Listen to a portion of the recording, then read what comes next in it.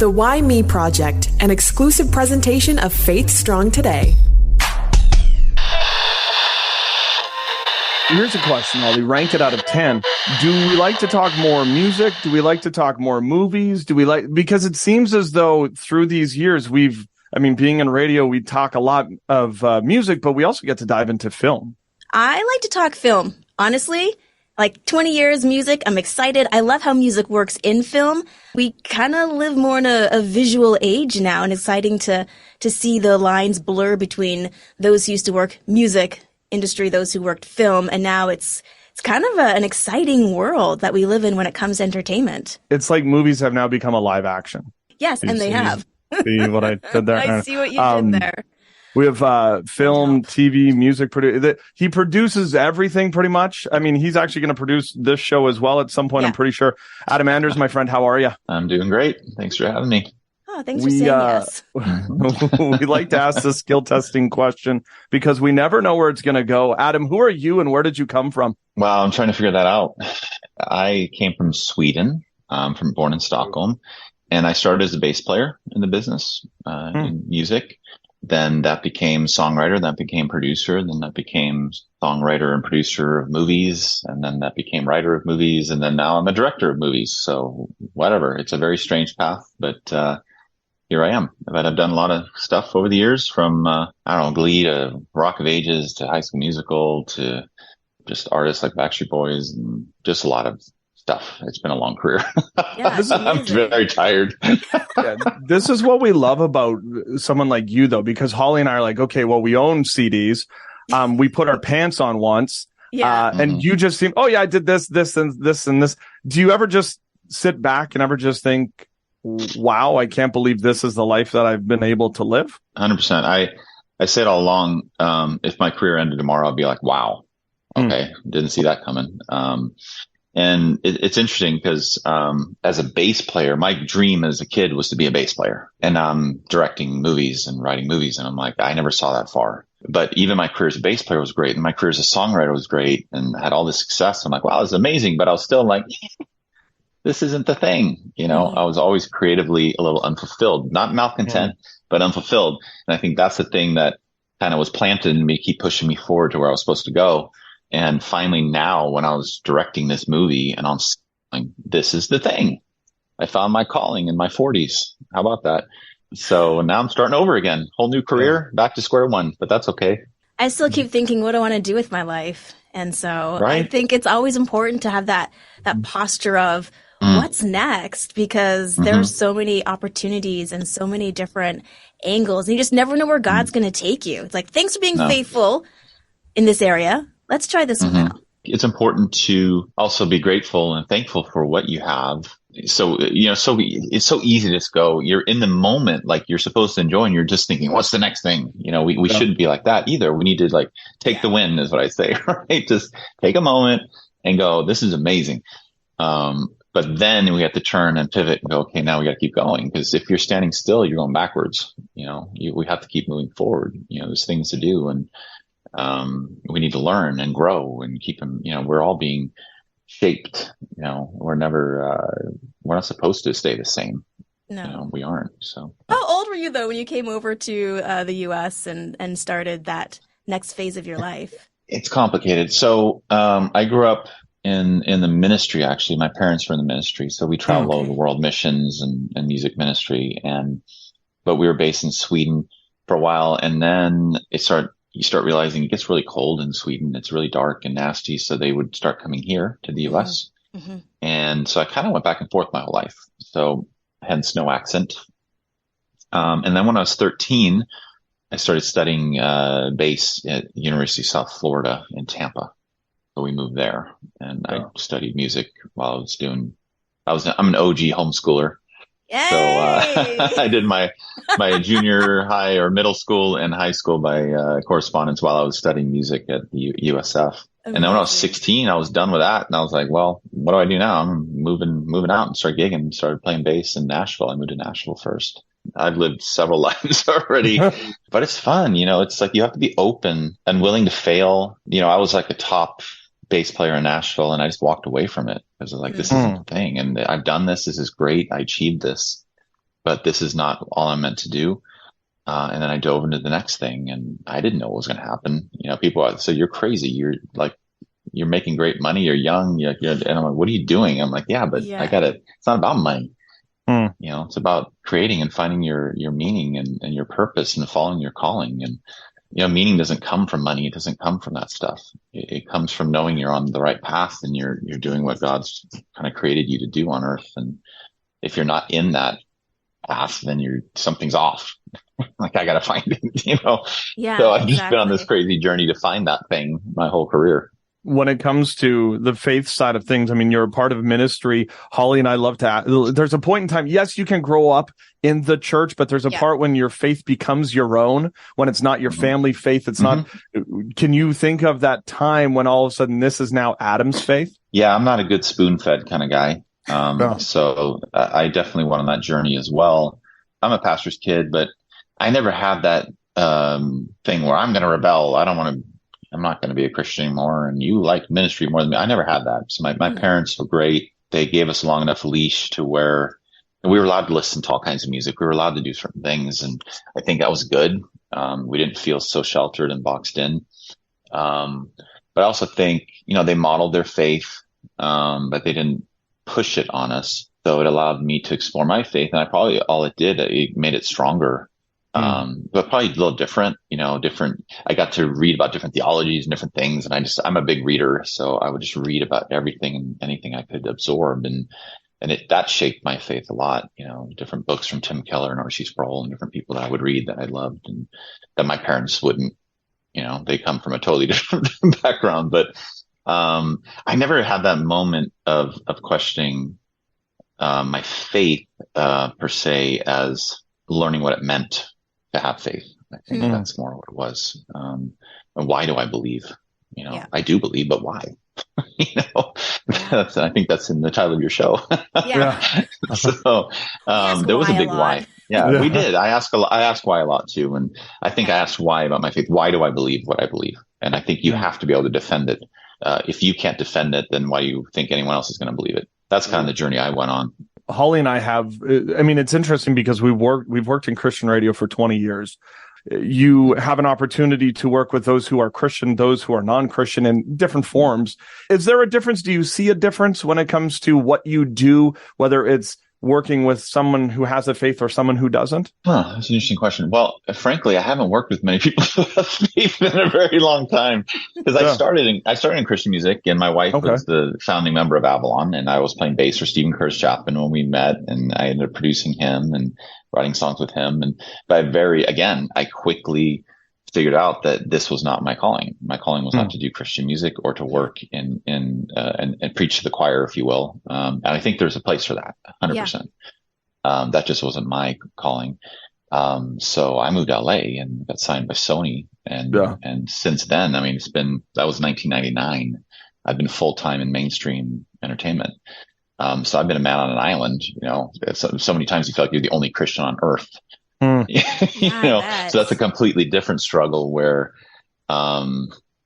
you have to live out your faith, but in a way, where you're not going to be, kicked out, basically, because it's a very tricky thing and you learn to be wise. And I've always been very, very clear with everyone. I'm a Christian. Everybody knows it. Many don't like it. Many don't care. But if you're excellent at what you do, they keep hiring you anyway. So my goal was I'm just going to do great work. I'm going to deliver on time, on budget, with a good attitude, and they're going to know I'm a Christian, and that's my ministry. That's it. That's all I'm going to do. And that's kind of how it's been for a very long time. And then that's built a lot of goodwill in Hollywood to where now I get to tell my stories. It was just I say in the movie, there's a line, patience is a good companion for faith. And I think we do have to be patient with, because we all want everything on our timeline, but our timeline isn't God's timeline. So I've been I know, right? Well, no, because here's the thing. If I'd made this movie, and I first had the idea for this particular movie, Journey to Bethlehem, 17 years ago, I can tell you right now, if God had let me make this movie then, it would have been terrible. Just straight up terrible. I needed 17 years of working with the best of the best in Hollywood to learn how to make a good movie. And he knew that. I didn't. Yeah. So, God pushes pause sometimes on our dreams until we're ready. Matthew 10:16 was like the verse that guided my career, from sending you out like sheep among wolves, be as innocent as doves, be as shrewd as snakes. And I love the imagery, but I thought this seems like the entertainment industry, like this verse, like this is us as Christians going out into the world and being a light where there is darkness. And then how do we do that well? How do we live a life with excellence?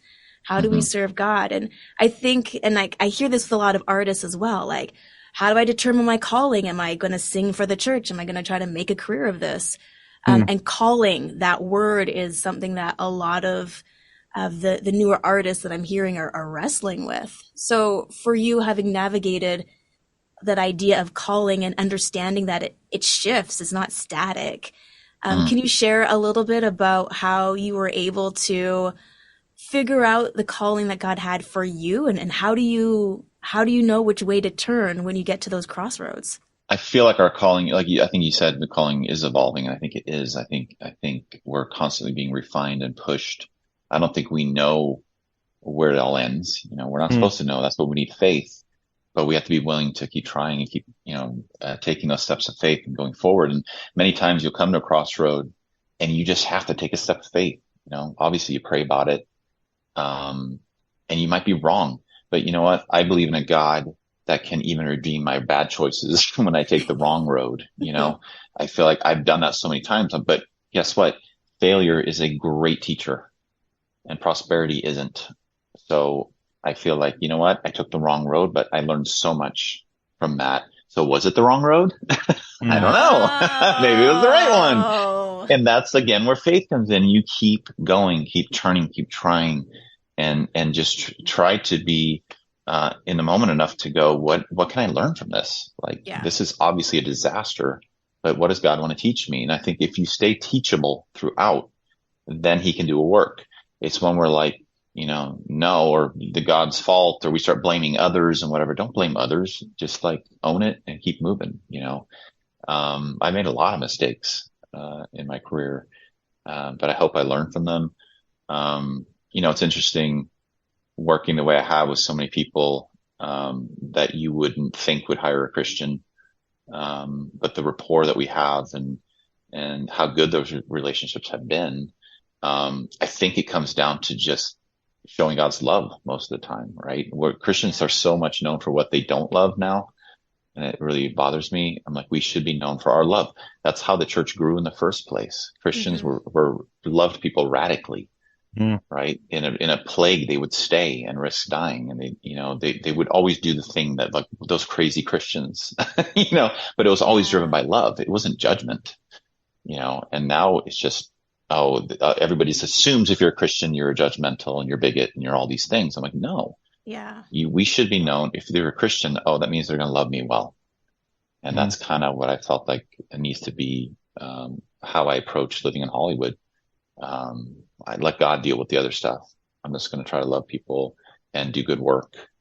And, just try to live my life, the way he's called me to.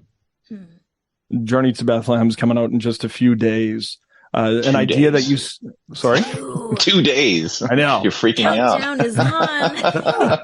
I could ask if you're nervous. I won't. Pretty obvious. Something that you've sat on for 17 years. I mean, I have great ideas that I think are great ideas that I've sat on for 17 minutes to realize that it's not. Now that it's all come to fruition, is this everything that you thought it would be, or is it more? It's way more. It's way more. It's way bigger. It's way, again, when I first had this idea, make a little tiny movie, whatever, nobody's going to watch it, whatever. God had a much bigger plan. He waited and waited and waited and waited. And now it's a theatrical release, 5,000 theaters in 37 countries with Antonio Banderas and Milo Manheim and Lecrae and Joel Smallbone for I'm just like, what? Never could have thought it would become this, incredible crew. I have Oscar winners on this thing. People I just shouldn't have any business having on a movie like this, but they showed up. Why? Because I've been in Hollywood 20 years working with them. They're my friends and they want to help me and they want it to be good and they want it to succeed. And just seeing how God has woven all that together to create something so magical and just way more than I ever could have dreamed. It's really kind of surreal. At the same time, the movie's come out in 2 days and 17 years building up to it. I feel like a train's coming at me and it's either going to run me over or take me on a ride. I don't know what's going to happen. But you know what? I've been reflecting on that a lot, and I have to be okay with just the journey being what it was about and not success, right? The success is, I can't control that. I made a movie I'm proud of. It is the movie I wanted to make. And now I just have to let it go. And that's really hard. It's out of my hands. But I really believe if I can be content with the fact that God brought this dream to fruition, and it was for some reason, whether I see it now or later, doesn't matter. Man, it's a crazy, crazy time for me. Do you ever sit back and maybe in this season or another season going through this journey, you're just like, why me? Like it just, you said why a lot. And like, yeah, I'm just curious because it sounds like each crossroad could have been a why me moment at some point. Are you experiencing that maybe even now? There's been a lot of them. You know, this Why Me is like 17 years, and then we were trying to release it during a strike. You know, like what? Oh, you know, why was there a strike? You know, those are definitely why me. You know, because this movie has to come out at Christmas. There's no waiting. You know, all the movies moved, but we had the strike to deal with, and but you can't. You know, why me? Why did I have 30 days to make the movie? You know, why did I have? There's all these things. You know. But you have to embrace those things. You have to embrace the why me moments in life. And maybe it's why me because God chose you for that very reason. You know, it's did Mary say why me? You know, when God said you're going to give birth to the Son of God, and probably, right? Yeah. And I explore that in the movie, very much so. And if she's who we thought, which is a humble virgin. Well, if she was humble, she would have said, why me? Why is this honor being given to me? I've thought about all those things, you know, and Joseph, who thought he was betrothed to someone and then she's pregnant and he's like, why me? Like, what in the world? You know, there's why me's everywhere in these stories. And I think, we need to turn that around from why me negative to why me positive. Why me? Well, maybe because this is what you have for me and I'm the right person for it. We know the story. I mean, it's a story that we get to celebrate each and every year, but this gives us a different lens, if you will. Pun somewhat intended by this. What do you want people, though, to get from this? Do you want it to be, is it a movie for Christians to go see, or is it an opportunity for us to also use this as an outreach? 100% made it for everyone but Christians. Perfect. No, I know. Look, I'm a Christian, and I had to make sure my mom liked it. Mission one, you know. It's mom approved. It's mom approved, and you know. But at the end of the day, we know the story. Yeah. How do you make this story digestible to everyone else? And that was what I tried to do, and took all that experience that I have from working in Hollywood. To just make, you know, it's funny. I was struggling with, at the beginning of the movie, it says inspired by a true story, which was really important to me. Number one, it's inspired. It's not a documentary, right? I know this is exactly what happened. I also know they didn't break into song and dance to pop music. Yeah. Are you sure? So I'm pretty sure. Well, maybe they did. We weren't there. You know. I don't know. I don't know. The programming is pretty cool in these songs. So I don't think that happened back then, but, yeah. So if you just put that aside, you know, this is not exactly what happened, but me saying in the beginning, true story was very important. The filmmaker believes this is true, right? So that should set the tone, right? Yeah. But now go with me on this. You're going to laugh. You're going to cry. You're going to love the music. You're going to have a good time. It's vibrant. It's colorful. It's a celebration. Hopefully it moves people, in a way that, you know, music can break down defenses and can kind of cut so much deeper than just words sometimes. And I think it crosses all kinds of barriers and boundaries. And I think framing it as a musical with music that's accessible to everyone, that's all I've ever done, right? For 20 years is done, like, you know, Glee and all these things we talked about. It reached so many people because of the music. You know, the music unites and it brings people together and it breaks down defenses. So let's frame it like that. So this story can go everywhere. So it can travel and everyone's going to love it. You know, that was the goal.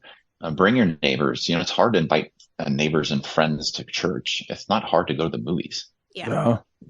It's just not. And this movie, you won't be embarrassed. I've screened it 100 times now, literally around the country, not for Christians. And people love the movie. So you can be confident that you're going to love it. And so will your unsaved friends or your agnostic friends or your, just friends who like musicals or people who love Christmas and want to celebrate Christmas, whatever it is, go and see what Christmas is about. Watch this, then Elf, Yeah, I love that. Oh my goodness. All right. There's a question I ask my kids and myself when I go through like a day or finish like a big project. I say, what was your highlight and what was your low light? So making this 12 or 17 year, goal a reality, can you think of one highlight and then maybe instead of like a low light, like a learning moment for you?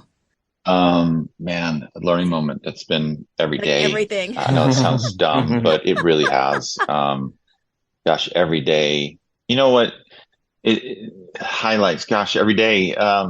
This is a terrible answer. It's been. Geez, Holly, could you ask a more vague question and be so hard on him? Can I give a more terrible vague answer? What was it like when Joel and Antonio Banderas fought each other?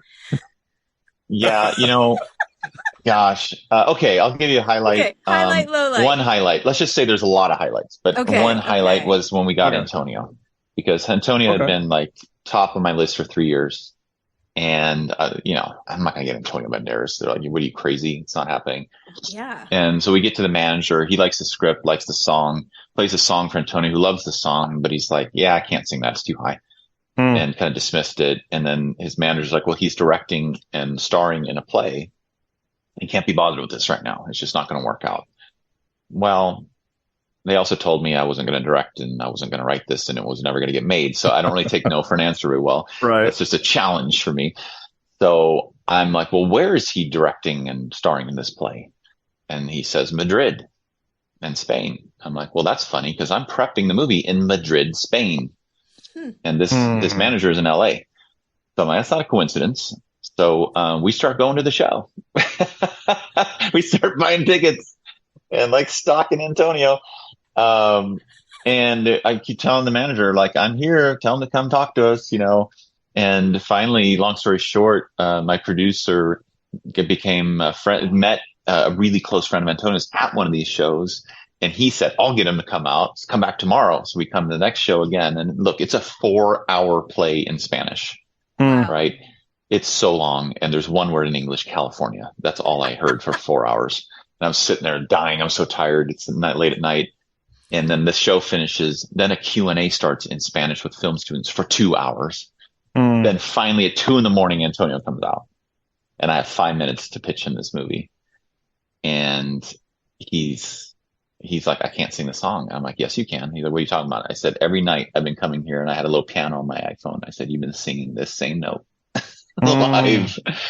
So you can sing it and you're going to kill it. So he's like, oh, okay. And then, so we got through that and then he's like, well, tell me what your vision is. And I told him the vision and he goes, you know what?